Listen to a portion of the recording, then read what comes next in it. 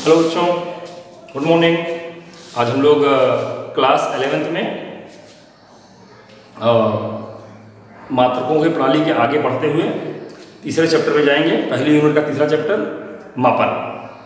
मापन में हम लोग पहले लंबाई मापन, द्रव्यमान मापन, समय मापन, इसके बारे में सीखेंगे।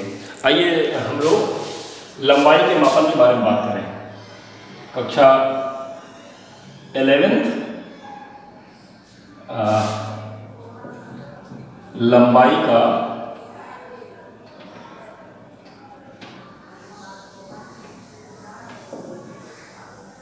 मापन।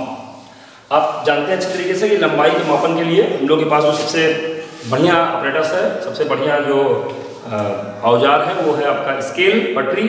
और वो जो आप स्केल द्वारा या मीटर स्केल द्वारा आप 1 मीटर से लेकर के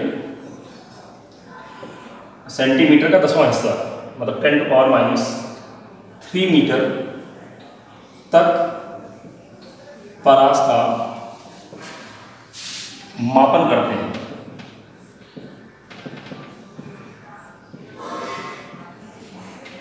इससे और आगे बढ़ने के लिए वर्नियर कैलिपर्स,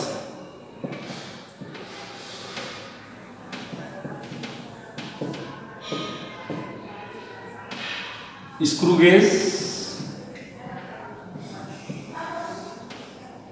और स्फेरोमीटर का उपयोग किया जाता है। इसकी परास 10⁻⁴ मीटर, 10⁻⁵ मीटर, 0.01 सेंटीमीटर है ये आपका।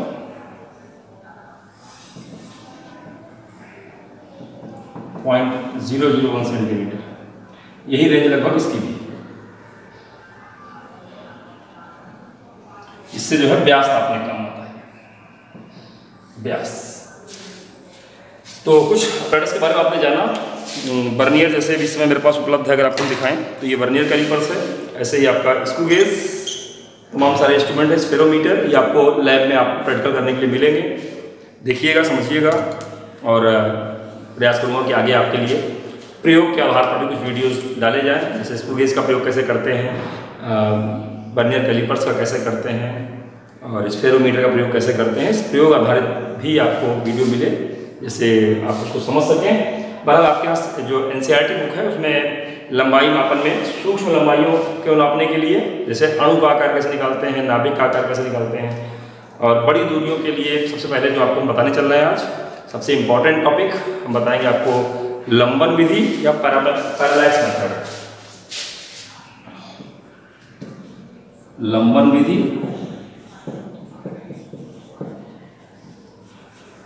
पैरालैक्स मेथड,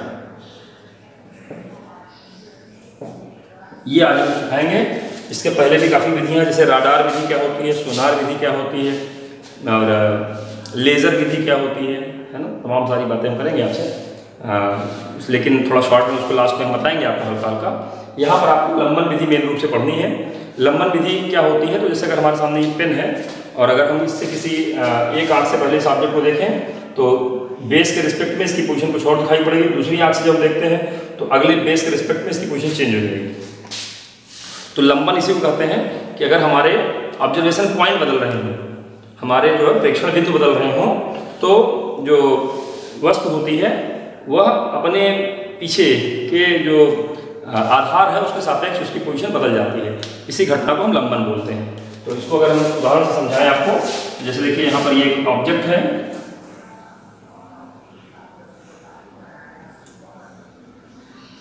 P, और ये A बिंदु है, ये B बिंदु है, यहाँ से इसको अवलोकन कर रहे हैं।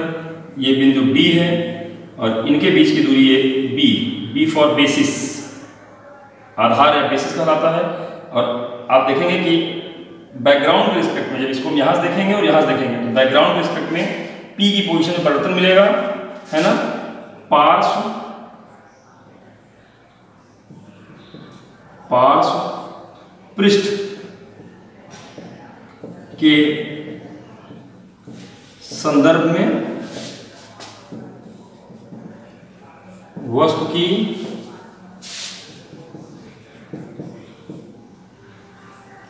स्थिति में दो विभिन्न प्रेक्षण बिंदुओं ए व बी से अवलोकन करने पर अंतर प्रतीत होता है या अंतर प्राप्त होता है।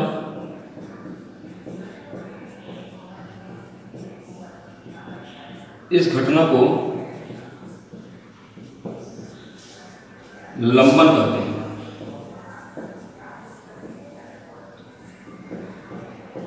और इस विधि द्वारा हम इस वस्तु की दूरी d निकाल लेते हैं। जैसे अगर ये कोण हमने नापा इस वस्तु की स्थिति के लिए ए और बी के लिए, तो कोण बराबर हो जाता है चाप बटे त्रिज्या। तो यहाँ एंगल थीटा नाप लिया, चाप आपका बी ए बी आया था, दैट इज बी बेसिस, आधार बोलते हैं इसको, और यहाँ पर त्रिज्या d आ गया, तो it's implies that d is equal to B by theta. इसका मतलब अगर दो अवलोकन बिंदु के बीच की दूरी हमको मालूम हो और ये एंगल यहाँ पर जो लंबन कोण बन रहा है, ये लंबन कोण अगर हम ज्ञात कर सकें तो ये d दूरी कैलकुलेट हो जाती है। इसके आधार पर हम लोग करते क्या है, इसके आधार पर हम लोग ऐसे तारे जिनकी दूरी पृथ्वी से 100 प्रकाश वर्ष से कम है उसको ज्ञात कर लेते हैं। जैसे आप अगर बात समझें तो पृथ्वी इस तरह अपने इस त्रिज्या में सूर्य के परितः चक्कर लगाती है, और अगर दो विपरीत व्यास के बिंदुओं से हम किसी स्टार P को ऑब्जर्व करें तो आप देखेंगे कि P का कोण A पर उस तारे के सापेक्ष जो 100 किलोमीटर से ज़्यादा दूरी, 100 प्रकाश वर्ष ज़्यादा दूरी पर है, 100 प्रकाश वर्ष से ज़्यादा दूरी पर है, वो हमेशा हमको अपने सर के ऊपर ही दिखाई देता है, उसकी स्थिति परिवर्तन नहीं होता है। और उसकी स्थिति S समझते हुए ये P का एंगल ज्ञात कर लेंगे θ1, जब ये स्थिति A में है। 6 महीने बाद जब पृथ्वी घूम करके यहाँ पहुँच जाएगी अपनी दूसरी व्यास के अपोजिट बिंदु पर, तो यहाँ पर अभी जो मैंने कहा 100 प्रकाश वर्ष से ज़्यादा दूरी पर हैं, उनकी स्थिति में कोई परिवर्तन नहीं आएगा।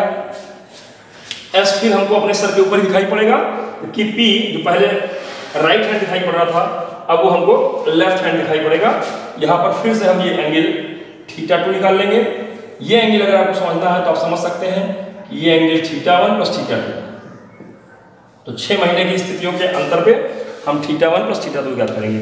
तो सिद्धांत क्या हुआ, वह तारे जो 100 प्रकाश वर्ष लाइट ईयर से अधिक दूरी पर है, कौन सा है S की स्थिति में पृथ्वी के घूर्णन के सापेक्ष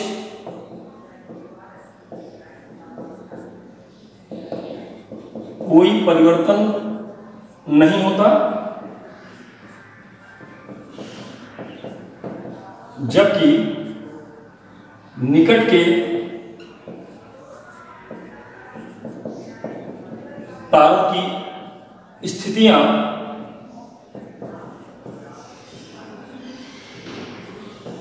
बदल जाती हैं। जैसे P की स्थिति बदल गई तो दो स्थितियों P A और B पर तारे P की स्थिति के तारे के सापेक्ष कोण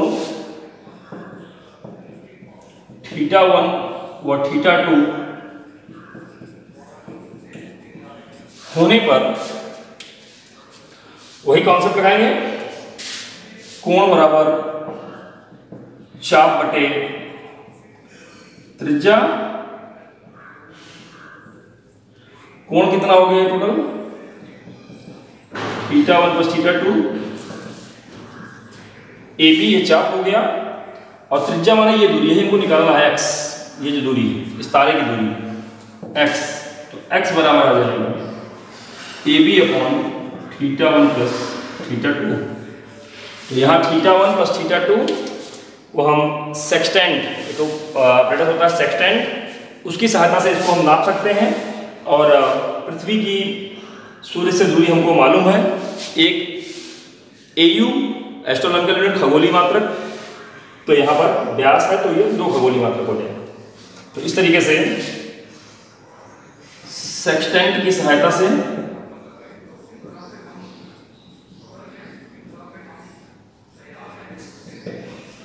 θ1 प्लस θ2 ज्ञात करके AB ज्ञात है, x की गणना, x माने तारे की दूरी की गणना, x की गणना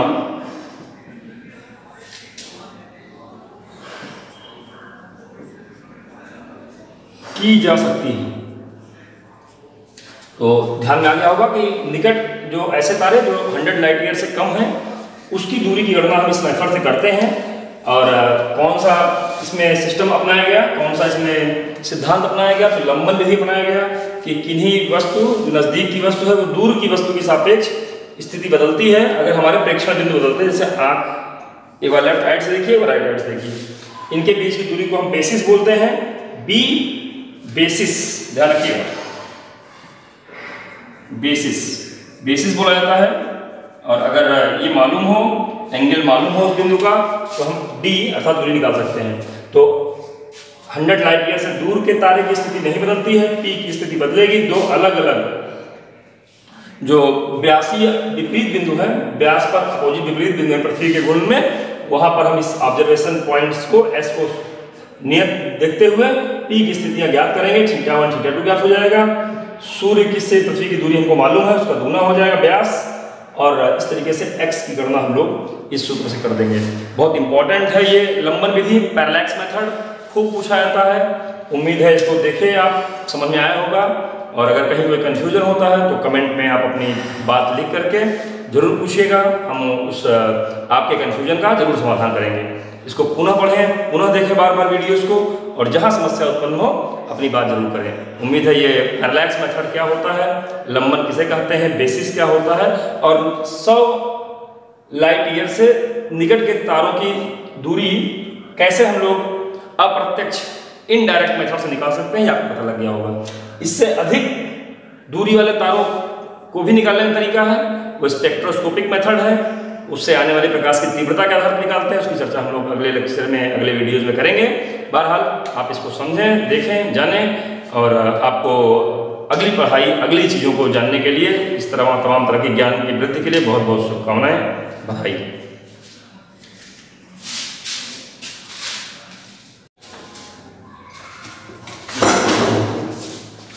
हेलो बच्चों, हम लोग लंबाई मापन सीख रहे थे, और बड़ी लंबाई के लिए हम लोगों ने पैरेलैक्स मेथड का वीडियो इससे पहले देखा है। आज अभी हम जो आपको बताने चल रहे हैं वो आपको अणुओं का आकार कैसे निकालते हैं। तो अणु आँख से दिखाई नहीं देते हैं, लेकिन इसके बाद भी हम लोगों ने अणुओं का आकार निकाल रखा है। इसका मतलब इनडायरेक्ट मेथड से हम कैलकुलेट करते हैं और अणुओं का आकार निकाल पाते हैं। तो आइए जरा देखें कैसे निकालते हैं। तो इसके लिए सबसे पहले हम लोग ओलिक एसिड क्यों लिया जाता है भाई? ओलिक एसिड इसलिए आता है क्योंकि इसके अणुओं का आकार बड़ा होता है और कुछ इसकी विशेषताएं होती हैं। ओलिक एसिड के अणु का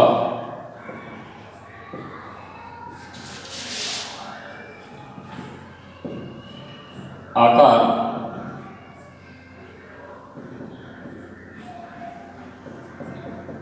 ज्ञात करने के लिए इसका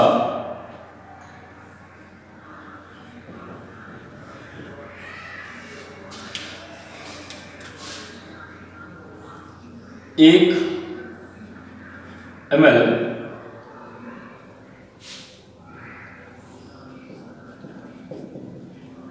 का विलयन 20 ml अल्कोहल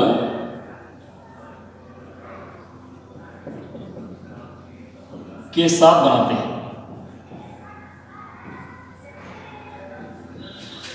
क्या किया गया, या ml के बजाय ठीक है चलिए सीसी ले लीजिए।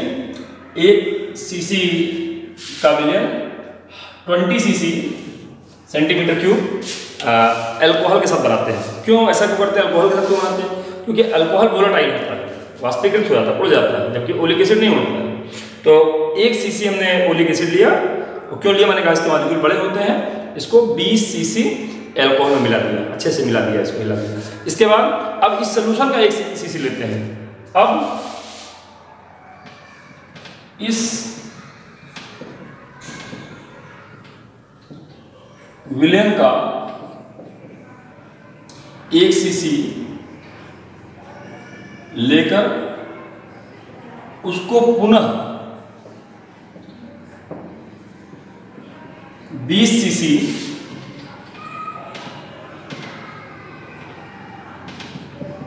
अल्कोहल से अच्छी तरह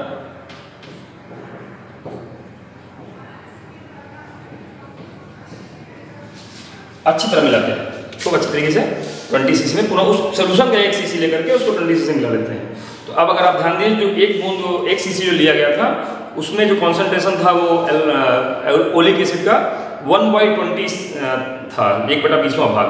और अगर इसको अब फिर से 20 सीसी मिला दिया गया तो अब जो कॉन्सेंट्रेशन हो गया 1/400 हो गया। ये बात आपको ध्यान देनी चाहिए। चलिए, और अब या पुनः इस विलयन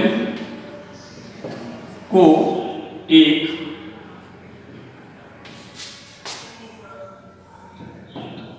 ब्यूरेट में भरकर उसकी कुछ बूंदें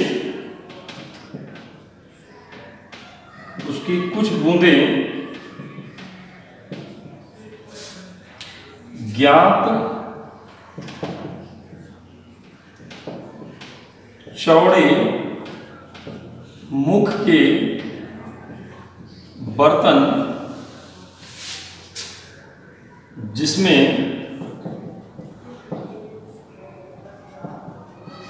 पानी भरा हो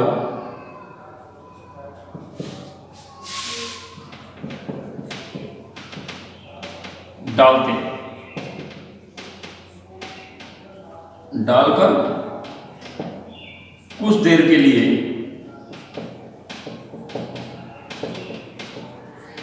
छोड़ देते हैं। देखो, ये एक ज्ञात बर्तन है, इसमें पानी भरा हुआ है, ये पानी भरा हुआ है। इस पे जब हम इस विलयन की कुछ बूंदें डालेंगे तो क्योंकि तेल है, ओलिक एसिड एक ऑयल की तरह बिहेव करता है, तो ये इस पर फैल जाता है, और चूंकि बहुत कम सोल्यूशन है, इसका जो कॉन्सेंट्रेशन है, इसकी जो सांद्रता है विलयन में ओलिक एसिड की सांद्रता, ओलिक अम्ल की सांद्रता, तो आप समझ सकते हैं कि 1/20 into 1/20 that is 1/400 CC form में। और अब इसको हम छोड़ देंगे कुछ देर के लिए छोड़ देते हैं, तो क्या होगा, अल्कोहल उड़ जाएगा, जो बचेगा वो क्या बचेगा, ओलिक एसिड बचेगा। इसका मतलब जितना भी हमने इसमें डाला, ब्यूरेट के साथ जितना डाला, तो कितना डाला, मान लीजिए कि इसमें n बूंदें डाली, प्रत्येक बूंद का वॉल्यूम v है, तो n बूंदें डाली, प्रत्येक बूंद का वॉल्यूम v है, तो इसमें से ये पूरे सॉल्यूशन का वॉल्यूम हो गया। इसमें से ओलिक एसिड कितना हुआ अपॉन 400, ये ओलिक एसिड की मात्रा हुई। और ये होगा क्या, इस पूरे टब में फैला हुआ है, ओलिक एसिड ही बचा है, अल्कोहल उड़ गया, तो ओलिक एसिड की जो बूंदें हैं ये इस पूरे टब में फैली हैं, इसका एरिया A हो, और इसमें अगर ये जो फैली हैं, इसमें आप इस तरह समझिए, इसको इस तरह समझिए कि ये एक टब में ये ऊपर की लेयर इस तरह मैं दिखा रहा हूँ, ऊपर की लेयर इस तरह दिखा रहा हूँ, तो ये एरिया A हो गया, और इसकी जो ये चौड़ाई है, जितना लेयर, ये एक लेयर माना जा रहा है, बहुत पतला बचा हुआ, तो एक लेयर T ये है, तो इसलिए T जो आ जाएगा वो आ जाएगा NV अपॉन 400A। अब इस पर जब आप गौर कीजिए, यहाँ पर N बूंदें डाली गई, V एक बूंद का आधा होगा, इसका मतलब कुल आयतन जो गिराया गया है, यहाँ NV डाले गए विलेन का आयतन है, जो हमें ब्यूरेट कहा जाता है, तथा A बर्तन के अनुप्रस्थ का क्षेत्रफल है। यह भी हमको ज्ञात है कि इस बर्तन में हमने डाल रखा है इसको, तो इस तरह से अगर हमें वॉल्यूम मालूम कितना गिराया गया, एरिया मालूम है 400 से डिवाइड करते हुए, इस तरह हम अतः, और ये T क्या है, ये 82 तो है, अतः T अर्थात अणु के व्यास की गणना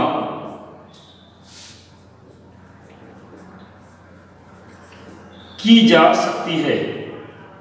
तो देखिए कितनी आसानी से, इनडायरेक्ट मेथड से हमने व्यास की गणना की।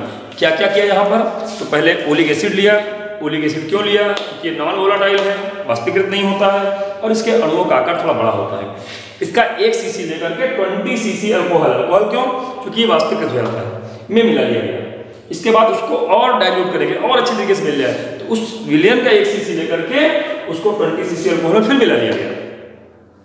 इसके बाद अब ये जो कंसंट्रेशन हो गया इसमें ओलिक एसिड का, ये 1/400 हो गया। 400 भाग अल्कोहल में 1 भाग केवल ओलिक एसिड है, इतना डाइल्यूट हो, इतना ज़्यादा डाइल्यूट हो गया। इसके बाद इसके कुछ बूंदे जब हम इस चौड़े मुख के बर्तन में गिराते हैं, तो कितनी बूंदे गिराए, अर्थात कितना वॉल्यूम गिरा है, ये ब्यूरेट से नाप लेते हैं, इतना वॉल्यूम गिरा है। और ये जब बूंदे इसमें गिरती हैं और कुछ देर में छोड़ेंगे, तो इसमें से जो अल्कोहल है, वोलेटाइल है, वाष्पीकृत होने वाला उड़ जाएगा। बचेगा ओलिक एसिड जो बहुत कम कंसेंट्रेशन का है, वेरी लाइट कंसेंट्रेशन है, अर्थात 1/400। अब टोटल वॉल्यूम NV और अपॉन 400 यही ओलिक एसिड बचा, और ये ओलिक एसिड इसके ऊपरी लेयर पे है। इसका वॉल्यूम कितना हो गया, यहाँ से एक ओलिक एसिड का आ रहा है, यहाँ से बर्तन के हिसाब से निकाल रहा हूँ मैं, तो cross section area into width, यही विड्थ ही तो मानते हैं, जैसे लड्डू रखे जाते हैं पेट में, वैसे एक एक मॉलिक्यूल ऐसे सेट है, तो ये उसका डायमीटर हो गया। दिस इज द डायमीटर, जैसे लड्डू का होगा, तो लड्डू का डायमीटर को मालूम है, तो उस डायमीटर के हिसाब से यही में कैलकुलेट करना है। तो डायमीटर, क्रॉस सेक्शन एरिया इस बर्तन का मालूम ही है, ये टोटल वॉल्यूम है ओलिक एसिड का जो बचा हुआ है, और ये वही ओलिक एसिड की कंसंट्रेशन के बराबर है। तो यहाँ पर जब दोनों कंपेयर करेंगे तो T कैलकुलेट कर सकते हैं। यहाँ NV डाले गए विलेन का आयतन है, तथा A बर्तन का अनुप्रस्थ क्षेत्रफल है, जो हमको मालूम है, कितना ब्यूरेट से नाप लगे कितना गिराया गया है, एरिया ऑफ द स्पॉट मालूम ही है, और इस तरह से हम T अर्थात अणु के व्यास की गणना कर सकते हैं। उम्मीद अच्छे समझ में आ गया होगा आपको कि क्यों ओलिक एसिड लिया गया, क्यों अल्कोहल लिया गया, क्यों चौड़े मुंह के बर्तन में डाला गया, क्यों कुछ देर में छोड़ दिया गया, जिससे बाकी चीजें उड़ जाए। तो अच्छे से बात समझ में आ गई होगी आपको। एग्जाम में खूब पूछा जाता है कि how to calculate the size of molecule of oleic acid. तो अच्छे से लिखिएगा, लिखने का तरीका मैंने बताया आपको, कॉन्सेप्ट बन गया होगा, फिगर का भी मदद लेते हुए समझाइएगा। अच्छे से अच्छा नंबर पाइए, यही शुभकामनाएं हैं। जम की तैयारी करिए। गुड लक बच्चों।